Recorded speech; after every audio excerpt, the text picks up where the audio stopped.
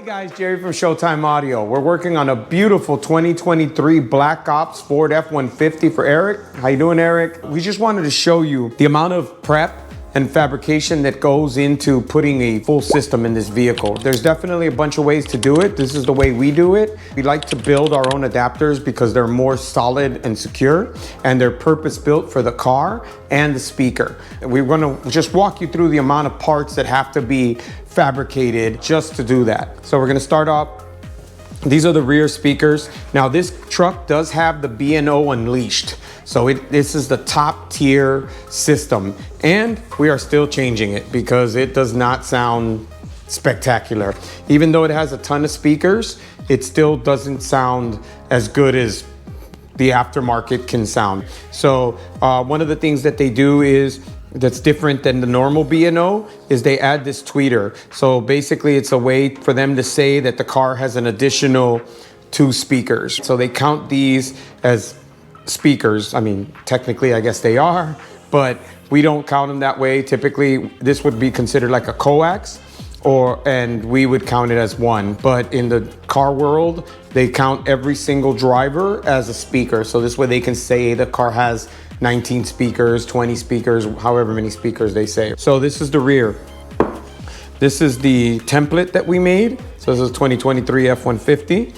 And this is the adapter. So it's made to be the exact shape of the original, as well as we counterbore these ears so that we can use the original hardware. So whenever we can, we try to use the original hardware. So this way we're not modifying anything in the vehicle. If the car ever has to go back to factory, it's literally unbolt it, bolt the stock one right back in, and it all snaps in. For the front doors, it's a 6x9, so they are using a 6x9 to try to get a little bit more bass up front because they lack bass in the back. The actual subwoofer is horrible. We'll show you that in a minute.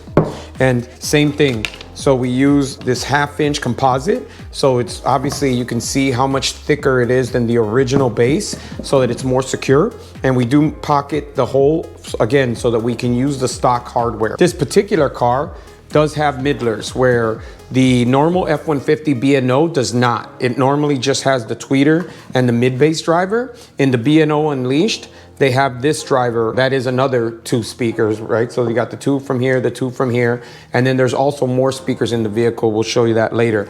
But so we built adapters for those because we're gonna house Focal K3. We're actually using the new Focal K2 Power series. This is the KX3, which is the new 3-way. It has the M-style K2 tweeter, which is amazing. We'll show you that in a little bit. As far as that goes, we're going to be machining out the hole slightly so we can surface mount the tweeter.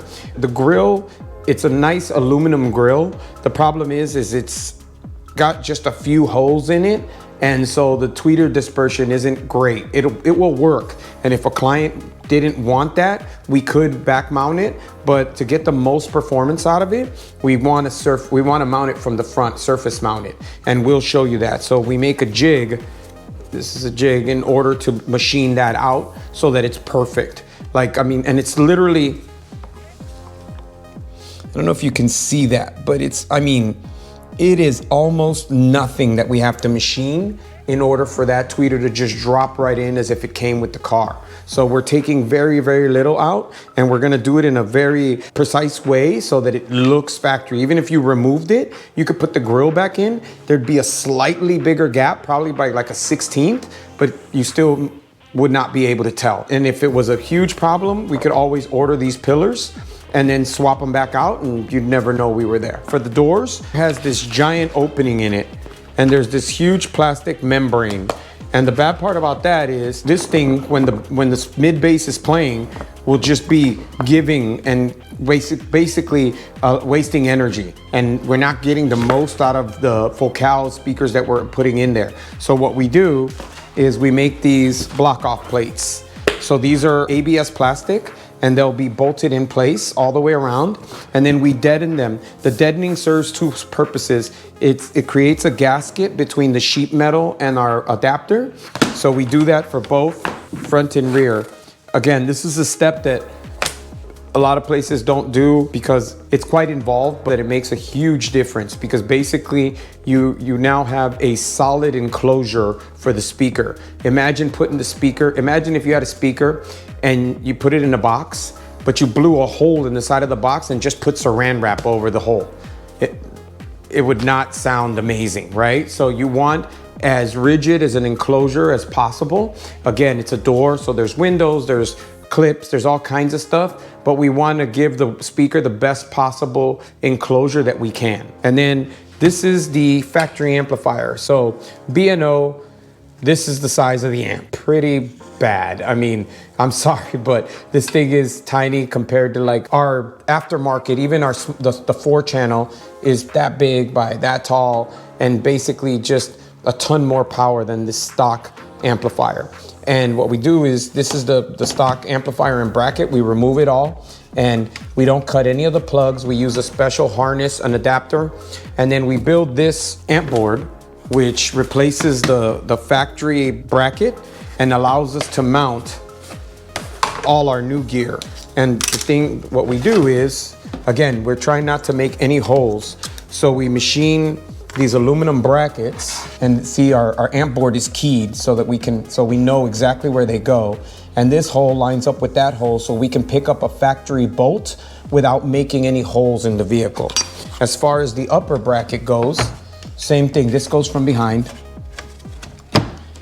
And there's a stock seatbelt bolt here that mounts the rear seat latch. So we pick that bolt up, and so we're mounted here, here, and then there's another stock bolt over here, which is where the factory subwoofer enclosure goes, and this bracket picks up that bolt. So now we have all this surface area to mount all our aftermarket gear. We can mount all our amplifiers, crossovers, everything on one board, take it into the vehicle, drop it in, bolt it in, and it's all secure using stock mounting points. So this is the amazing factory sub.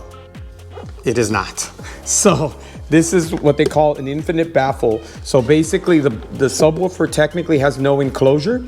It is using the car, well, it's using the car as the enclosure. This is actually vented to the outside of the vehicle.